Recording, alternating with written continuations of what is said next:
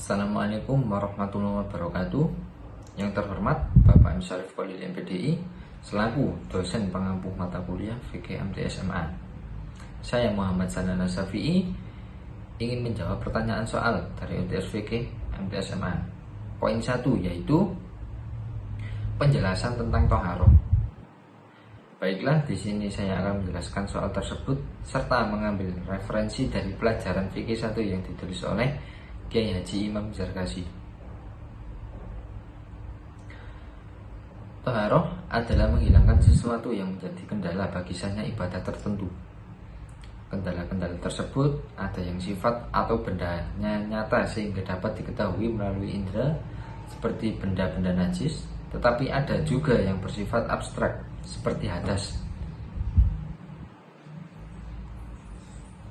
Toharoh itu bersuci dari hadas maupun najis, sehingga seorang diperbolehkan untuk mengerjakan suatu ibadah yang dituntut harus dalam keadaan suci, seperti sholat. Bersuci dari najis meliputi bersuci dari pakaian sampai tempat.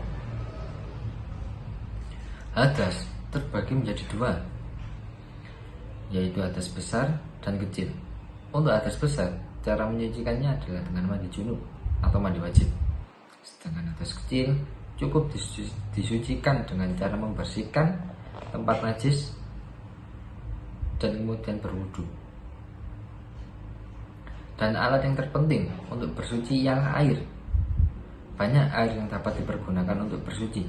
Contohnya air langit atau air hujan, air laut, air sungai, air sumur, mata air salju, dan juga air embun. Kesimpulannya adalah semua air yang ada di bumi murni dan semua air yang turun dari langit bisa digunakan untuk bersuci, dan lebih tepatnya lagi air bersih yang sewajarnya. Air terbagi menjadi 4, yaitu air mutlak, air mustakmal, air mutanajis, dan air musyammas. Pertama, air mutlak adalah air yang suci dan tidak tercampur apapun di dalamnya sehingga bisa digunakan untuk mensucikan. Yang kedua, air mutanajis adalah air mutlak yang kemasukan najis. Jenis air ini terbagi 2 macam. Pertama, air yang sedikit sebab jumlahnya kurang dari 2 kolah. Kedua, air berubah sifatnya seperti rasa, warna, atau baunya. Air musyammas adalah air yang panas dengan sebab kena panas matahari dan berada di dalam bejana yang terbuat dari emas atau perak. Air ini lalu memunculkan bau yang tidak sedap sehingga menjadi makruhnya digunakan untuk membasuh tubuh. Yang terakhir, air mustakmal adalah air suci tetapi tidak mensucikan. Termasuk jenis air ini ada 3 macam, yakni pertama, air pada tumbuhan seperti air nira, air kelapa, dan sebagainya. Yang kedua, air yang telah berubah karena sifatnya telah bercampur dengan benda lain seperti air teh, air kopi, dan sebagainya. Yang ketiga, sisa air yang telah digunakan untuk bersuci. Caranya toharoh. Yang pertama, menghilangkan yang terkena najis. Itu cukup membasuh bagian yang terkena najis kecil. Yang kedua, berwudu. Setelah membasuh tadi, yang pertama, yaitu selanjutnya dengan cara berwudu agar sah untuk melaksanakan sholat atau ibadah. Yang ketiga, mandi. Mandi itu untuk hadas besar atau kubro. Yang keempat, tayamum apabila tidak ada air atau sakit bila menggunakan air. Itu tidak mengapa memakai tayamum. Apabila sehat dan ada air, ya wajib memakai air. Hadas kecil cukup disucikan dengan cara membersihkan bagian yang terkena najis. Setelah itu berwudu. Najis dibagi menjadi 3. Yang pertama, mukhaffafah, 2 mutawasito, dan yang ketiga, mughalladzah. Mukhaffafah contohnya terkena air kencing bayi, cukup dibasuh menggunakan air saja. Yang mutawasito tergolong dalam najis ini adalah segala sesuatu yang keluar dari kubul dan dubur manusia dan hewan. Bangkai hewan dan najis mutawasito dibagi menjadi 2, najis aini dan najis hukmi. Najis aini itu terlihat rupa dan tercium baunya. Najis hukmi yang tidak nampak bekas atau rupa dan tidak tercium baunya. Cara menyucikan najis aini adalah dibasuh dengan air bersih hingga hilang benar najisnya. Sementara untuk najis hukmi adalah dengan mengalirkan air di tempat yang terkena najis. Muwalado, najis yang paling tinggi tingkatannya.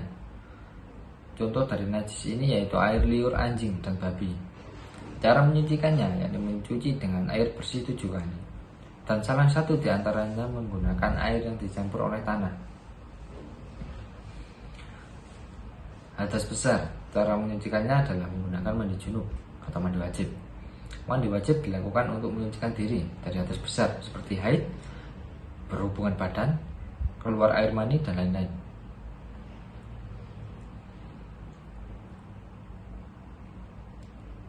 Dan bersuci itu ada adabnya. Antara lain yang pertama, tempat yang tertutup atau tertutupnya aurat. Kedua, tidak membawa sesuatu yang bertuliskan nama Allah, Rasulullah, Al-Quran. Ketiga, masuk menggunakan kaki kiri. Keempat, membaca doa masuk kamar mandi. Kelima, keluar menggunakan kaki kanan. Keenam, membaca doa keluar kamar mandi. Ketujuh, tidak menghadap kiblat atau membelakangi kiblat. 8.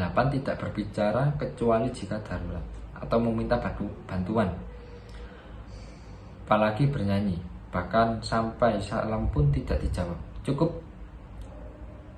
kita memberi isyarat ketika ada yang salam kepada kita waktu di dalam kamar mandi.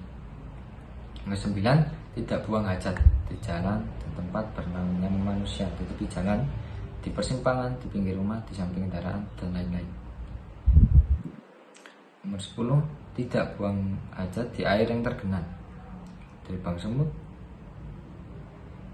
atau lain-lainnya. Ke-11, membersihkan sisa kotoran setelah buang hajat, buang air kecil ataupun besar. Itu langsung istinja atau cebok. Yang ke-12, menyiram kedua kaki ketika masuk kamar mandi dan cuci tangan. Yang 13, tidak menyentuh kemaluan dengan tangan kanan. 14, beristinja menggunakan air atau menggunakan minimal 3 batu. 15, memerciki kemaluan dengan air setelah kencing untuk menghindari was-was. 16, jongkok dengan bertopang pada kaki kiri agar tuntas air kencing keluar. 17, berdiam setelah selesai buang air kecil untuk menuntaskan air kencing. 18, siram dengan air seputar kamar mandi untuk membersihkan sisa-sisa cipratan air kencing. 19, menggunakan alas kaki untuk membatasi kuman-kuman di lantai. 20, usahakan menggunakan pakaian khusus ke kamar mandi, tidak pakaian yang juga untuk sholat, khawatir masih ada najis yang menempel di pakaian atau menciprat ke pakaian. Yang ke-21, tidak berlama-lama di kamar mandi. Begitu selesai hajat, segera langsung keluar. Sekian dari penjelasan saya. Kurang lebihnya saya mohon maaf. Wassalamualaikum warahmatullahi wabarakatuh.